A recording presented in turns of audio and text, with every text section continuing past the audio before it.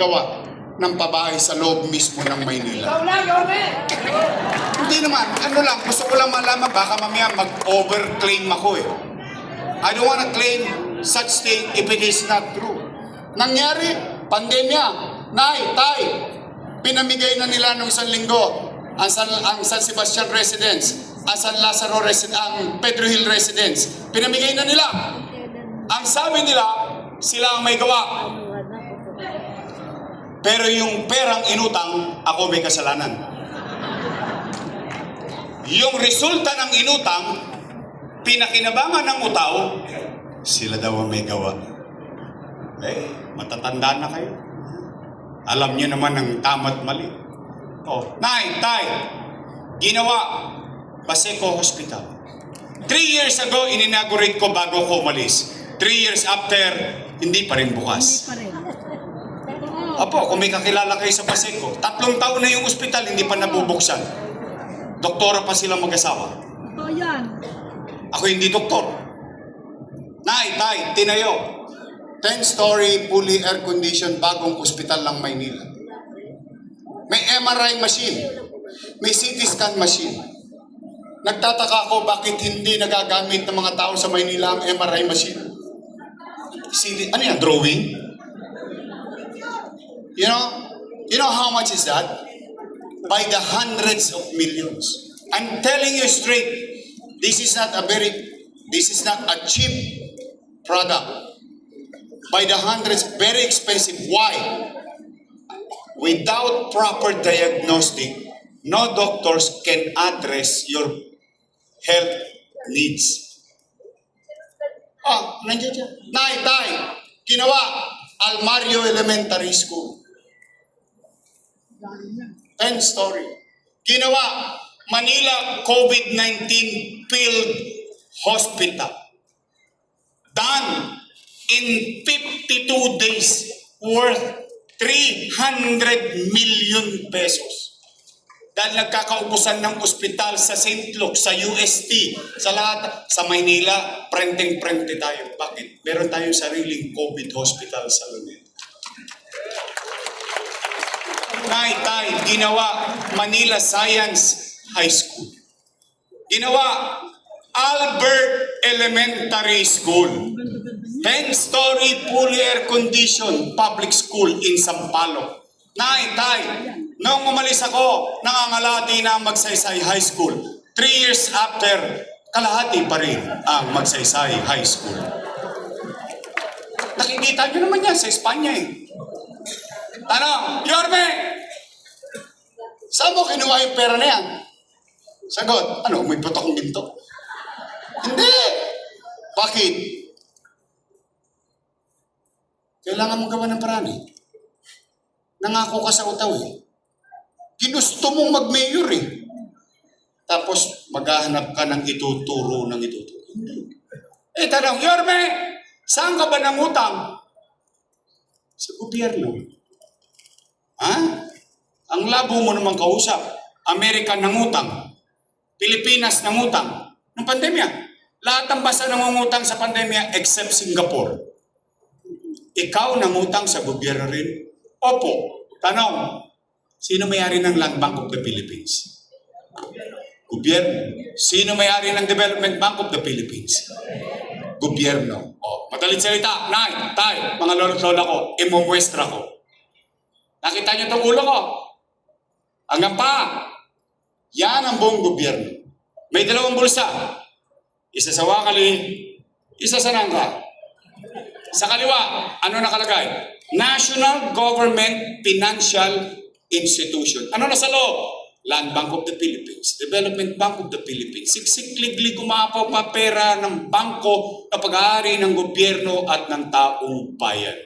Sa kanan, City of Manila. Alaws. Wala. Nada. Anong ginawa ng ama ng Maynila? Tumukod sa kaliwa. Ilipat sa kanan para makaraos ang batang Maynila. Tanong, sino nagpalitan ng pera? Gobyerno at gobyerno. Tama, mali? Sino nakinabang sa pera? Ayun daw ay mali. Mali daw yun. Mali daw yun. O di sige, sakyan natin yung sinasabi niya. Kung yun ay mali, edi mali din sila. Bakit? Kasama ko silang gumawa nun eh. Yun lang. Di ba? Sino ba ang vice mayor ko nun? Mali pala eh. Ba't nyo ko binigyan ng authority? Mali pala eh. Ba't nyo niretipika? Mali pala eh. Ba't nyo inaprobahan yung kontrata? Pero nung araw, makadamba sa food box, nakikidamba pa. Ngayon, mali. O ngayon, mga batang balik-balik. Real talk. Ito po ako sa harapan ninyo ngayon. Kung ako ay mali, hindi pa ako nyo ako sa krus. Pero paninindigan ko yung ginawa ko. Why? At least isa lang masasabi ko. Kapag lalakad ako sa Tuaso, sa Visayas, sa Luzon, sa Mindanao, sama ng sulok sa Palo, tamos ang ilong ko, isa lang masasabi ko. Salamat sa Diyos. Ito tayo lahat. Buhay tayo lahat. Nakaraos tayo.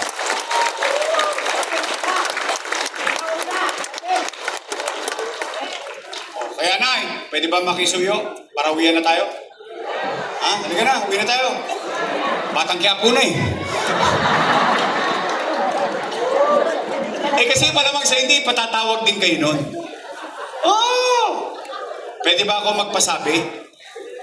Pag pinatawag kayo, pinatawag na kayo, puntahan ninyo.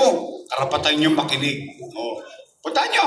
Pag sinabi na, utang, utang, utang, utang, utang, utang. Pati utang na loob, lahat na nasisingil sa akin. Basta pagpalpak sa Maynila, ako may kasalanan kahit hindi ako mayor. Bayaan nyo na yun. Naunawaan ko naman yan eh, politika lang. O, utang, utang, utang. Ay, pasabi naman. Ay, may pinasasabi si Yorme. Puro daw kayo utang. O, magsilayas na kayo dyan, siya na lang magbabayad ng utang. Pwede? Promise? Hindi ko naman pera yun eh. Pera niya yun eh. Mas lalong hindi niya pera yun. Pera niya yun. Kaya lang sininop ko lang. Kasi ganun ang pagiging ama. Ganun ang pagiging ina. Ganun ang pagiging magulang.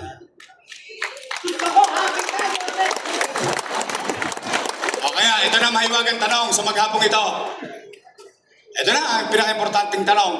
After everything said and done, ibig sabihin, matapos kong sabihin at gawin ang mga bagay-bagay sa Maynila at sa buhay nyo, gusto nyo pa po ba akong bumalik?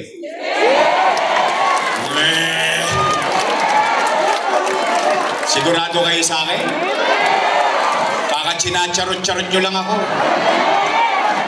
Hindi nga. Promise? Taas ka kamay na gusto ko bumalik. Yay! Promise? Pexman? Patay ba sila? Dilula. De, ayaw ko kayo madisgrasya, kayo kausap ko. O sige na, itay. Pabalik na tayo. Ngayon, isa lang ang request ko. Pwede ba tulungan ninyo ako? Bakit? Gusto niyo ba bumalik yung mabilis na gobyerno? Kailangan ko ng kasama. And I'm being honest, lagi naman ako kwentas klaro sa inyo eh. Tay, pakiramdam ko lang. This is not a fact. Based on my 27 years in public service and in governance, pakiramdam ko lang ha, hindi autopactual. Ang assessment ko, wasak na yung gobyerno ng Maynila. Ang assessment ko lang. Bakit? Ba't ko na-assess ng gano'n? Kayong pasurang hindi nyo makolekta gobyerno pa. Tama? O, gusto nyo makarecover tayo ulit na mabilis? Kailangan ko na kasama. Pwede straight? Hoy! Mag-iingat kayo ng sagot. Baka mamaya, politiko din kayo. Yung politiko, pag eleksyon, pangako ng pangako. Tama mali? Ngayon, kayo nangangako. Mga taga Sampaloc, sisingilin ko kayo. Pagtapos ang eleksyon, bibili ako ng dibidendaso. Bubuksan ko yan, titignan ko, mga taga-balik-balik na to. Ay, nagtotoo. Nagkatawan tao. O, after election, nagtotoo kayo. Ako naman ang singilin niyo. Pwede? Doc Almiron. Hindi tao, hindi hayop. Bagay ito. Romy Bagay. Ang ating bunso sa 4, Eunice Castro. Ang abogada ng Sampaloc, Lady Quintos. Kung tayo may bunso, tayo may antigo. Rino Tolentino. Okay. O, sige, ingat kayo. Upo na kayo. Ha? Ano? Bombay? Kapag kagipin? O nga pala, may Bombay ako kasama. Pwede ba utangan to? Oh, ang masipag natin konsyal, DJ Bagachi. Oh, ngayon, congratulations, District 4. Why? I'm proud of you. Every time na may ine-elect kayo na congressman, lagi niyong pinapatapos ang term. Inuubos niyo talaga. No matter what, natatapos ang term. For example, Don Bagachi, natapos. Don. Sumunod, Bacani, natapos. Sumunod, Bonoan, natapos. Tapos yung kasalukuyan nating congressman, Congressman Maceda, natapos. Kaya lang, every election, iba binoboto nyo. Tama mali? Hindi, napansin ko lang. You choose different character, not on the same branch. Tama mali? Gusto nyo ba maiba naman? Lakasan natin ng konti. Sundin nyo nga ako, JTB! Baka naman. Ang ating congressman, JTB! Mga mahuhusay mag-shoot ng bola, ikay... Nay, itong vice mayor ko may asim pa. Mukha lang po yan 19. Naintindihan nyo na yun. Nakakorens na po yan. Graduate ng Lasal. Political Science major in governance. The assumption is she knows. She knows and understands the rules in the city council. Aral din sa kanyang tatay. 6 years naging vice mayor. Siya po'y graduate ng Lasal. Daig ko po yan. Ako po'y graduate ng Ateneo.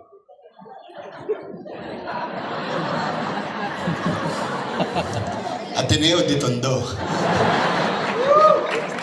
Ang ating Vice Mayor, Chief Achesa. Oh,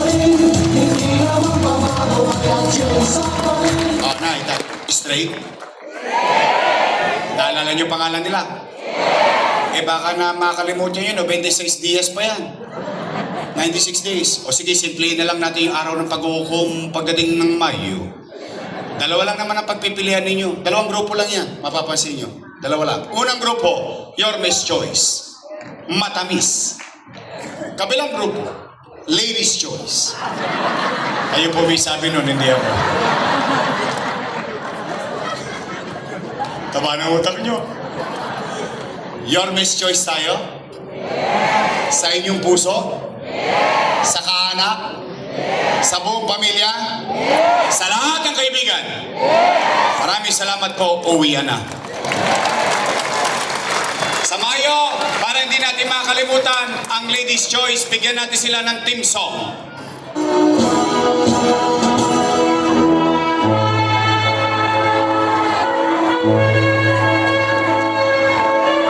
Pag-graduate na natin sila lahat.